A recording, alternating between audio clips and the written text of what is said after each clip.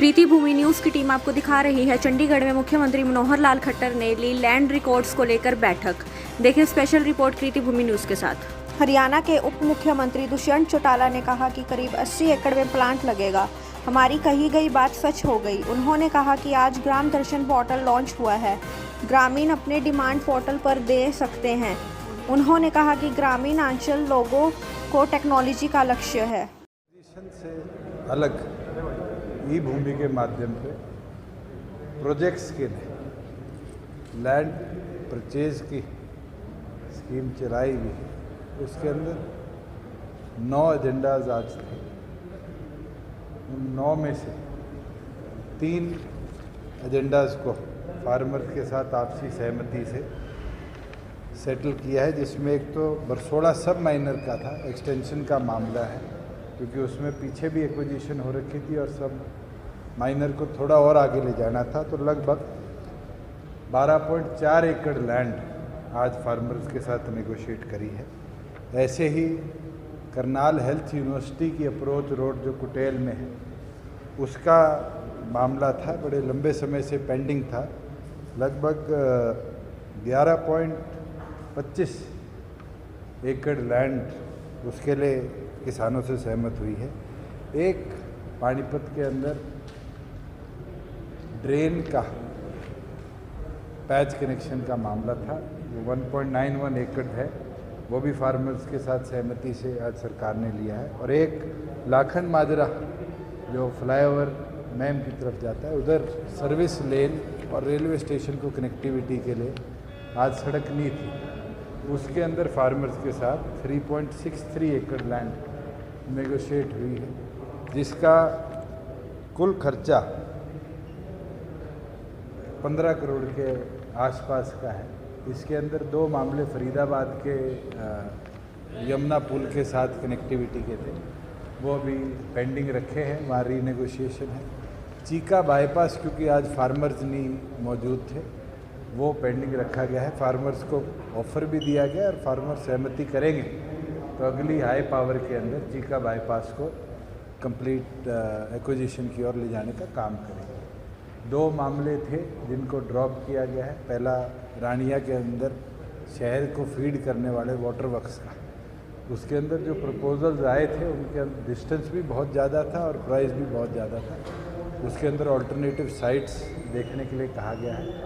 और एक और प्रोजेक्ट था जिसकी अब वायबिलिटी नहीं बनती, इसलिए उसको ड्रॉप कर दिया गया, गुड़गांव का, जिसके अंदर एक गांव से दूसरे गांव को लैंड कनेक्ट करने का था। वहाँ ऑल्टरनेटिव सड़कें बन चुकी है, इसलिए उस प्रोजेक्ट को आज ड्रॉप किया गया है। साथ में ग्राम दर्शन पोर्टल का आज लॉन्च हुआ, जिसके अंदर हर ग्राम नागरिक को आज ये सुविधा दे दी गई है कि वो अपने पब्लिक रिप्रेजेंटेटिव को वाया पोर्टल अपने गांव की डिमांड्स किसी भी डिपार्टमेंट संबंधित हो वो दे सकता है। पब्लिक रिप्रेजेंटेटिव जो इलेक्टिव है, चाहे वो सरपंच हो, मेंबर समिति हो, मेंबर जिला परिषद हो, विधायक हो, सांसद लोकसभा या राज्यसभा को हो, इन 5 को अब एक्सेस मिलेगा कि वो इन केसेस के अंदर जो भी गांव की रिक्वेस्ट आएंगी डिपार्टमेंट वाइज, उनको फिर आगे रिकमेंड कर सकते हैं। रिकमेंडेशन को भी मॉनिटर किया जाएगा कि 1 की रिकमेंडेशन है, 5 की रिकमेंडेशन है, और डिजिटल तरीके से सभी डिपार्टमेंट्स के अंदर ई-फाइल्स बन के उनकी रिक्वेस्ट को भेज दिया जाएगा। और डिपार्टमेंट्स भी फिर डिस्ट्रिक्ट लेवल पर उसी को एक्सप्रेसिवली भेज सकते हैं। और गांव के जो एस्टिमेट्स बनने हैं, कोई फिजिबल नॉट फिजिबल प्रोजेक्ट्स हैं, उसकी भी जानकारी हर नागरिक को ऑनलाइन उस पोर्टल पर मिलेगी। अगर कोई भी डिमांड एक 6 महीने के समय तक किसी द्वारा भी रिकमेंड नहीं की जाती इलेक्टेड रिप्रेजेंटेटिव द्वारा, तो फिर उसको ड्रॉप करा जाएगा। तो अलग अलग इसके अंदर सुविधाएं आम नागरिक के लिए आज बनाई है। और हम उम्मीद करते हैं, जो हमारा एक सपना है कि ग्रामीण अंचल के लोगों को भी इंफॉर्मेशन टेक्नोलॉजी के साथ जोड़कर उनकी समस्या जल्द से जल्द सरकार तक पहुँचे और जल्द से जल्द सरकार उस पर एक्शन ले, इसके ऊपर काम हुआ। फाइनली आज सुबह हमारी जो Haryana enterprise and employment policy का बोर्ड है उसकी बैठक थी और उस बैठक के अंदर हमारे पास 4 मेजर एजेंडाज थे। एक एजेंडा पिछली मीटिंग का प्रोसेस को अप्रूव करना, दूसरा महत्वपूर्ण एजेंडा था कि हरियाणा के अंदर JBM नामक एक कंपनी है, वो इलेक्ट्रिक बसेस का अपना असेंबली यूनिट लगा रही है, उनको आज बोर्ड ने अप्रूवल दिया है और बेनिफिट दिए जाएंगे। उसके साथ साथ एक एनरिच एग्रो है जिनका टेन्योर प्रिक्योरमेंट का जो पिछली पॉलिसी में अप्रूवल था वो ख़त्म हो रहा था, उनको एक्सटेंशन 1 साल की दी गई है। और फाइनली एक GLS पॉली फिल्म्स बनाएंगी जो मेजर काम एक्सपोर्ट ओरिएंटेड रहेगा, उसको भी इस पॉलिसी का बेनिफिट दिया गया है। और इसके अंदर वेरिएशन है क्योंकि जो GLS का प्रोजेक्ट है वो लगभग 600 करोड़ और 625 करोड़ के लगभग का है। जो JBM का प्रोजेक्ट है ये लगभग 80 एकड़ में वो पलवल के अंदर प्लांट लगाएंगे और ये प्लांट की आज के दिन जो कीमत बताई जा रही है वो अप्रॉक्सीमेटली आप मान के चलो 657 करोड़ की होगी। और जो पॉलीफिल्म्स का प्लांट है वो क्योंकि हमारे D ब्लॉक में लगे कि इसमें बेनिफिशियल दुगने दिए जाएंगे।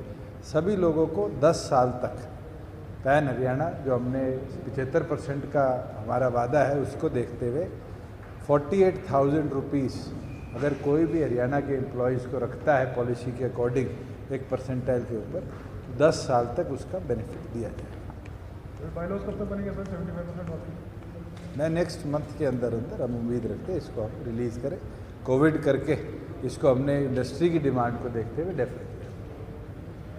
सर आज पंजाब में कांग्रेस के पंजाब में ही बैठने वाले थे लेकिन हमने उनको सूझबूझ के साथ वहाँ रेफर कर दिया, एक तरह से वहाँ बैठा बीजेपी के सामने खड़ा कर दिया, उनको केंद्र सरकार के सामने खड़ा कर दिया। चलो ये तो फिर ये बड़ी ये तो हमारी कही भी बात सत्य बन गई कि अब ये आंदोलन किसानों का नहीं राजनीतिक लोगों का है। और जिस तरह से इसको प्रेरित किया गया है, जिस तरह की गतिविधियां दिन प्रतिदिन मिलती हैं, मैं तो बारी बारी कहता हूँ इन आंदोलन को शुरू करने के 3 एजेंडा थे। मंडी बंद हो जाएगी, MSP खत्म हो जाएगी, किसान की ज़मीन पे कब्जा हो जाएगा। आप में से आधे कृषि क्षेत्र संबंधित परिवारों से आते हैं, मुझे बताइए MSP मिला हर किसान को पूरा मिला, खाते में मिला। और इंडियन हिस्ट्री में पहली बार है कि 100% किसान के खाते में पैसा अगर किसी ने दिया तो हरियाणा सरकार ने दिया और मजबूरी वर्ष हरियाणा को देखते हुए पंजाब सरकार ने दिया। अगर मंडियों की बात करें तो मंडियां हमारी पीछे साल के गेहूं सीज़न में जहां कोविड के बावजूद भी इतनी बेहतर तरीके से चली, इस बार उससे कम समय में उन्हीं मंडियों ने पिछली बार से भी ज़्यादा गेहूं प्रोक्योर करने का काम किया। ना आड़ती की आड़त मरी, ना उसके लिफ्टिंग के चार्जेस मरे। और तीसरी चीज़, किसान की ज़मीन पे कब्जा हो जाएगा। मैं तो आपसे पूछता हूँ, कोई 1 इंच किसी किसान की ज़मीन पे कब्जा हुआ तो कोई बताने का काम करे? केवल मात्र बहकाने का काम किया गया था और ये कांग्रेस का एक प्रोपोगेटेड एजेंडा था जिसको आज देश देख रहा है। आने वाले समय में बताएंगे। दूसरा जी टेपिंग के मामले को लेकर जिस तरीके से कांग्रेस के नेता सड़क पर उतरे हुए, लोकसभा के मॉनसून सत्र में कांग्रेस ने जो विरोध किया, जो ये फोन टेपिंग या फिर जो स्पाई कैम का जो मामला, मैंने तो अगर सबसे पहले किसी के शासन में फोन टेपिंग शब्द सुना था तो कांग्रेस के शासन में सुना था, जब न्यूक्लियर डील के ऊपर चर्चा आई थी। तो आज वो लोग इस तरह की बातें करते हैं, ये तो अपने आप चोर की दाढ़ी में तिनका दिखता है। दूसरा जी आपने कहा कि राजनीति हो रही है किसान आंदोलन के नाम पर। पूर्व मुख्यमंत्री ओम प्रकाश चौटाला ने गाजीपुर बॉर्डर गए और जगहों पर भी रुके, पलवल में भी गए, इसको कैसे आप देखें? आप तो एक वरिष्ठ पत्रकार है, मुझे ये तो बताइए, अगर पूर्व मुख्यमंत्री, कांग्रेस के मुख्यमंत्री इस तरह की काम करते हैं तो क्या राजनीति हो नहीं रही? ये किसान के लिए जा रहे हैं तो अपने राजनीतिक सूझबूझ को देखते हुए अपनी राजनीति चमकाने जाने का काम या चमकाने का काम लोग कर रहे हैं। और मैं तो निरंतर बोलता आ रहा हूँ कि आज ये लोग किसानों के प्रति नहीं, ये तो किसानों के माध्यम से अपना एजेंडा क्लियर करवाने के प्रति काम कर रहे हैं। सर इंडस्ट्री डिपार्टमेंट भी आपके पास है, चैम्बर ऑफ कॉमर्स के कुछ लोग मुख्यमंत्री जी से मिले थे, इंडस्ट्रियलिस्ट से आप भी चर्चा कर रहे होते हैं, उनका ये कहना था कि जुत्ता जो इंडस्ट्री है बहादुरगढ़ में वो पलायन की ओर है, दूसरे राज्यों की ओर रुख कर रहे हैं।